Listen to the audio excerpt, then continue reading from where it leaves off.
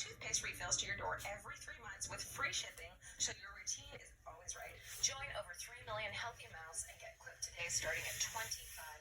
Look, we've talked about this so many times. This is the only toothbrush we use. Not that most people use multiple toothbrushes, but everyone in our family of My Favorite Murder loves them. Yeah. I mean, it really is. You can tell there's such a huge difference. Sometimes when I travel, I think it's easier if I don't bring it for some reason. Yeah. So I'll just bring a regular toothbrush, and my teeth are not as clean. No. It's the weirdest feeling when you can tell that difference so markedly. That's true. And if you go to getquip.com/murder right now, you'll get your first refill for free. That's your first refill free at getquip.com/murder. Spelled GETQUIP.com/murder. Quip, the good habits company.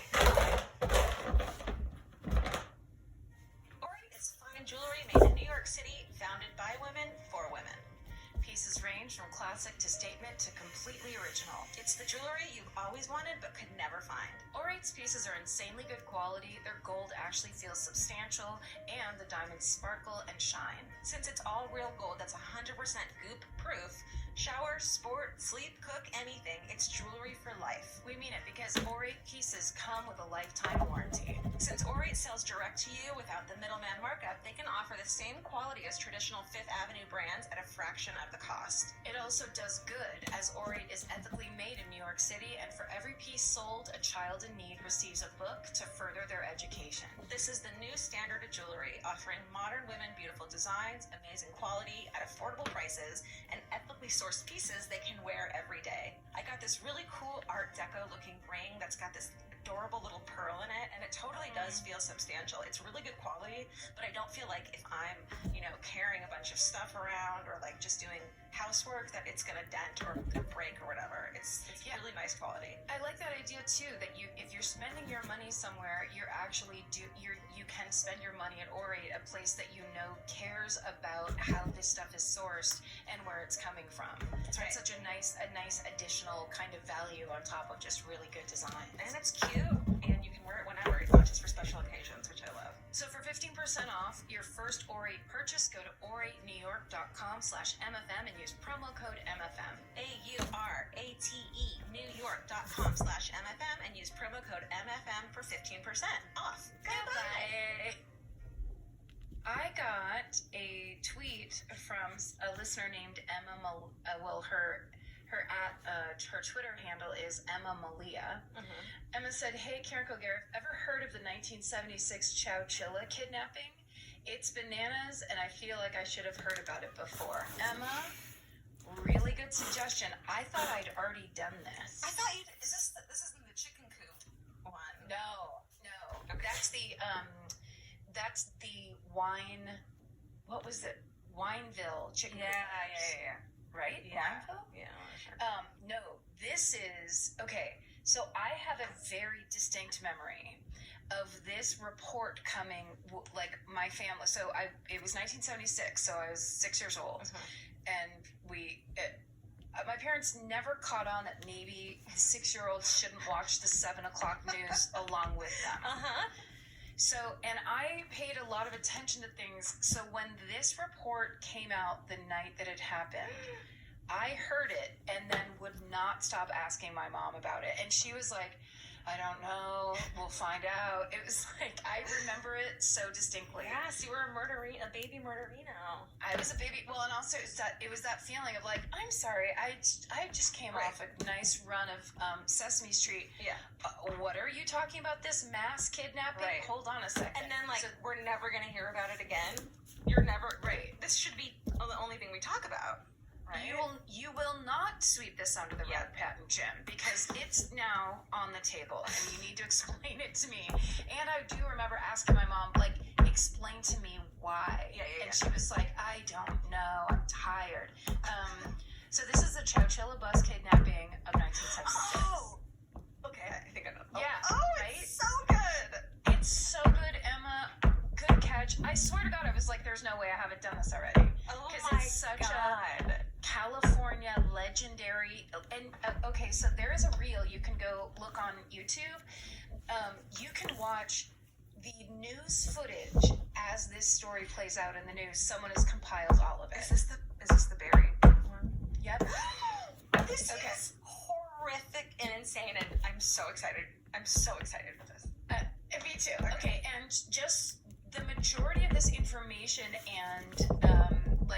the shape of this story is from an episode of 48 Hours Live to Tell, where they interviewed now grown children who were on this bus. Are they all just still screaming? I mean, okay, so no, it's kind of amazing. Okay. So aside from 48 Hours Live to Tell, which did an amazing and incredibly thorough job, and all of these people got to tell their own story. Yeah. Best way my favorite way to experience classic true crime. Karen Kilgara. Yeah. You tell me what happened to you. That's all I care about. But the other sources, CNN, CBS News, SF Gate, Wikipedia. So here we go. So this basically starts July 15th, 1976. It's around 4 o'clock in Chowchilla, California. And the Dairyland Elementary School's bus driver, Ed Ray, is dropping kids off after their summer school field trip Is this day. Northern California, like near you? No, Chowchilla is about 50 miles north of Fresno. Okay, so centrally. It's central, yes. Okay. It's very central, but it's that part of California, so it's below Modesto, it's above Fresno, it's right there on the 99. If you took the 99 up, land and stuff. it's all far. I mean, it's the Dairyland Elementary School. It's all cows. And that's also, it really gets me because all of this footage from 1976, it looks like these things that are in my head as childhood memories, because it all looks the same as where I grew up too, of just like rolling hills with oak trees and big cow pastures. Lots of brown shades. Okay. It's lots of brown, and as the people in the 48 Hours Live to Tell you and describe it, Chowchilla it had less than 5,000 people living in it. Oh my God. It was a tiny cow town, as one of the guys describes it. People did not lock their doors at night. They didn't know, they couldn't even imagine why they would have to. It was kind of out in the middle of nowhere, so it's central California. And people in Central California, they have accents like they're from the South. It's really funny. It's like that part of that. It's very agricultural, and people, it's like they're there for generations with the same ranch. I wonder if they came from like the Dust Bowl, so it just kind of stuck. Yeah, I think so. Yeah, I think that's what it is. Like this is how my mom talked, but there's like a lot of that kind of accent where you're just like, we're in California. This is amazing. So it's one of my favorite things because California is gigantic, but there's definitely a lot of the like South in or Midwest in it. It's so like an element. Yeah, I love it. Okay. Yeah. Okay. So Ed Ray is the bus driver, right? Now these kids, their age range is from 5 years old to 14 years old. This is summer school, right? So it's like a group of kids that are just doing stuff while their parents are at work. Yeah. And on this day, the field trip was to the town swimming pool that was at the Chowchilla Fairgrounds. Take me there.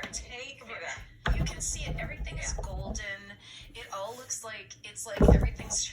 All this news footage looks like it's being shot at golden hour, but it's like, no, this is just what it looked like back then. It was so weird. There's one little girl who goes through this whole experience wearing her bathing suit. So it's that kind of thing where like they left the pool. And they got on the bus like wearing the like, get out! No, you have to get out or you're gonna get in trouble, Jennifer. And so like it's like ran so on the trippy. Bus. They ran on the bus. It was a boiling hot day because it's Central California in July. And the kids talk about how they remember driving the bus. They loved Ed. They all called him Edward. He had been the bus driver in that town for 26 years, I believe. Yes, 26 years. So wait, I'll go back to this a little bit. Ed is just beginning the route home. So he's dropped off a couple kids just at the beginning of the drop-off route. He approaches a T-stop intersection, and there he sees a broken down white van that's blocking the intersection. So right now at this point, there's 26 kids on the bus, 27 people total, including Ed. So Ed Ray has like lived almost his entire life in Chowchilla. He's been the school bus driver for the past 26 years. He knows everyone in town as well as he knows these country roads that make up his daily route. So when he sees this white van blocking the intersection, he doesn't think twice about pulling right up and opening the bus door to see which of his neighbors might need help, because that's the kind of town it was. It's kind of out in the middle of nowhere, so it's not like strangers, Right. But that's not anyone's first thought. Plus, it's like if you keep driving, then that person's fucked. It's not like they have cell phones to call. It's like you're going to be the only car in for hours, maybe. I'm telling you, this footage from 1976, you might as well have.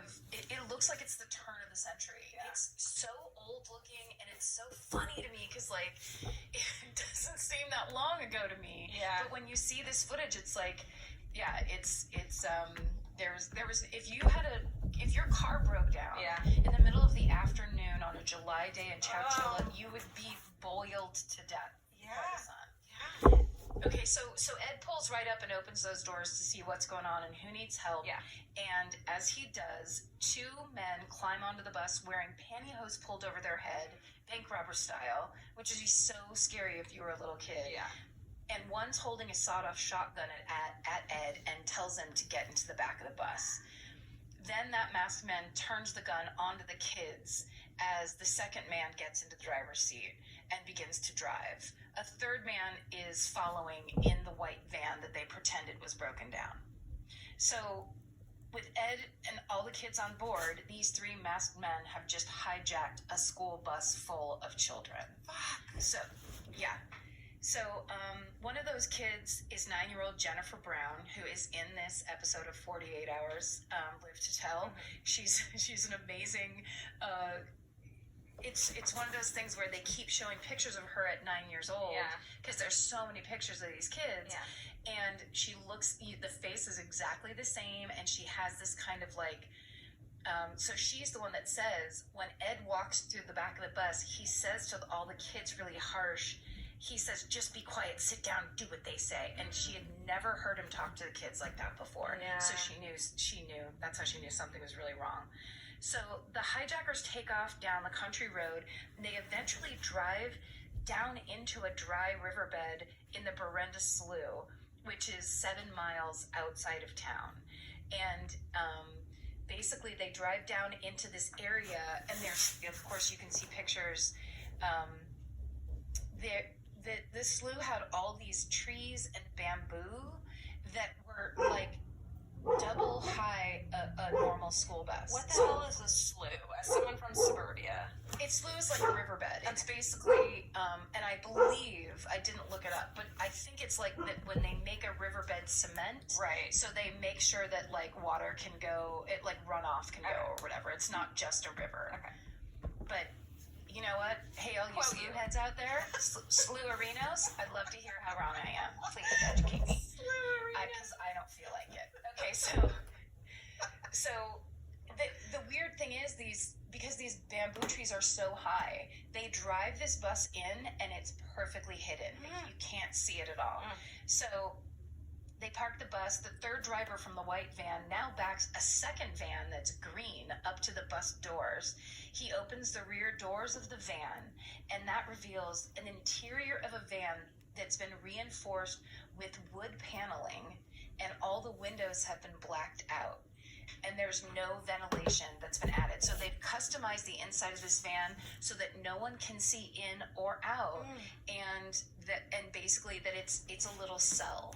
And they basically tell the kids to jump from the bus into the back of the van so no footprints go on the ground and they can't see that anyone has been there. What the fuck? Why? You'll tell us. Yes. So at gunpoint, Ed and all the kids have to jump from the bus to the van. They fill up one van, drive it away, pull the other one up, and the rest of the kids have to do the same thing in the second van. I believe that Ed was in the second van. And 6-year-old Larry Park, who he's 6 when this happens. He's obviously an adult when he's telling his story. He says that as he walked toward the man holding the shotgun, the barrels started looking like they were getting so big that they were going to swallow him up. He's 6 years old. He's a baby. He's a baby. So Jennifer isn't, 9-year-old Jennifer isn't in the first van. She gets put into the second van, and she gets separated from her 10-year-old brother, Jeff. And that's when she starts really getting scared. Yeah. She keeps telling her friends, I want Jeff. None of the kids know what's going on. It couldn't be more frightening, and or more like getting loaded from their bus into the Yeah. back of a dark van, and they're just in pitch black, and they're jammed in there. Terrifying. They're jammed in. Yeah. So, meanwhile, Jennifer and Jeff's mom, Joan Brown, she comes home from work to what would normally be a house full of kids waiting for her to get home from work. And instead, as she says it, quote, "There's no peanut butter on the counter. There's no chairs out there. They just weren't there." So, because it's the 70s, they wait a little while to see. And it is the thing where it seems so bizarre now, but like this was the era where your parents would be like, in the summertime, it'd be like, go outside until the street lights come on. Totally. Like it was all, kids And were then very self-regulating. Sometimes you just go to your friend's house for dinner and they'd be mad at you, but you wouldn't, they wouldn't worry. Yeah, right. No cell phones, no helicopter, anything. Yeah. This was when it was like free-range children. But after a couple hours, parents start calling each other and realizing that almost none of the kids from summer school made it home that day. Only those kids that got dropped off right at the beginning. So the parents, it takes about almost 2 hours. The parents call the police.